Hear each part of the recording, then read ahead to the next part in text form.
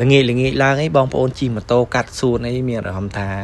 វាជាលក្ខណៈហេវគ្រឿងសមុទ្រហើយប្រហិតជៀនងាវបំពងហើយមឹកអាំងមឹកអី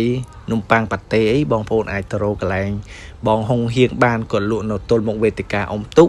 គាត់មានលក្ខណៈគ្រឿងសមុទ្រអាំងអញ្ចឹងណាបងប្អូនបើសិនបើបងប្អូនចង់ហូបជាលក្ខណៈគ្រឿងសមុទ្រអីបងប្អូនអាចទៅរកកន្លែងគាត់បាននៅក្នុងក្រុងបាត់ដំបងទេបងប្អូនហើយបងប្អូនជ្រើសរើសទៅបងប្អូនចង់ញ៉ាំងាវក៏បានចង់ញ៉ាំបកាអាំងក៏បានមឹកអាំងក៏បានហ្នឹងតាមចិត្តបងប្អូនហើយបើសិនបើខ្ញុំទៅម្ដងកន្លែងគាត់អីភាគច្រើនខ្ញុំចូលចិត្តមឹកពីងពីងហើយចំណែកបងប្អូនស្រីបងប្អូនអីចង់ហូបជាលក្ខណៈប្រហិតកន្លែងគាត់ក៏មានប្រហិតជៀនប្រហិតអីដែរបងប្អូនហើយក៏មានគៀវបំពងហ្នឹងគៀវបំពងកន្លែងគាត់មានរសជាតិឆ្ងាញ់បងប្អូនដោយសារទឹកជ្រលក់គាត់ដាក់មកចាប់ជាតិជាមួយគៀវបំពងមែនទែនហើយកន្លែងគាត់ក៏មានលក្ខណៈប៉ាតេជ្រក់អញ្ចឹងណាបងប្អូនចង់ហូបជាលក្ខណៈប៉ាតេជ្រក់ក៏មានដែរហើយនំប៉័ងវាថានំប៉័ងសាច់ក៏មានដែរបងប្អូនចង់កំងឈុតពិសេសក៏បានធម្មតាក៏បានហើយនំប៉័ងសាច់របស់គាត់ខ្ញុំហូបទៅមានរសជាតិឆ្ងាញ់មែនទែនហើយបងប្អូនបើសិនបើអត់ទាន់បានសាកទេបងប្អូនអាចទៅសាកបានអញ្ចឹងណាហើយដោយសាររសជាតិកន្លែងគាត់ឆ្ងាញ់ហើយ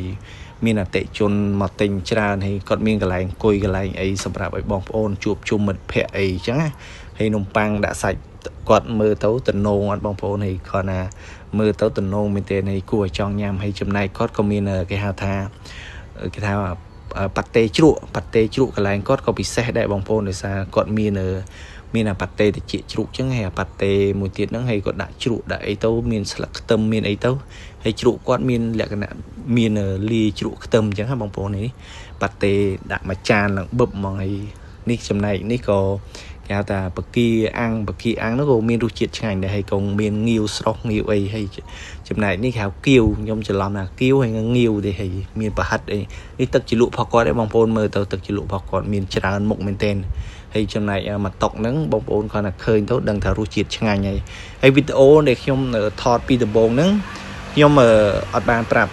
ទីតាំងបងប្អូនទេដោយសារបងប្អូនគាត់ខមមិនច្រើនសួររកទីតាំងហើយទីតាំងបងប្អូនដូចខ្ញុំប្រាប់អញ្ចឹងនៅទល់មុខវេទិកាអ៊ំទុកហើយបងប្អូននៅក្នុងក្រុងបាត់ដំបងប្រកាសជាស្គាល់ហើយវេទិកាអ៊ំទុកហ្នឹង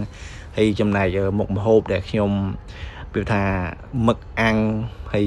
ប៉ាតេជ្រក់នំប៉័ងដាក់សាច់អីងាវអីហ្នឹងវាថាខ្ញុំហូបវាថាមានរសជាតិឆ្ងាញ់មែនទែនហើយបងប្អូនបើសិនបើបងប្អូនមានបងប្អូនមកពីទីចិត្តទីឆ្ងាយបងប្អូនចង់ជួបជុំគ្នាអី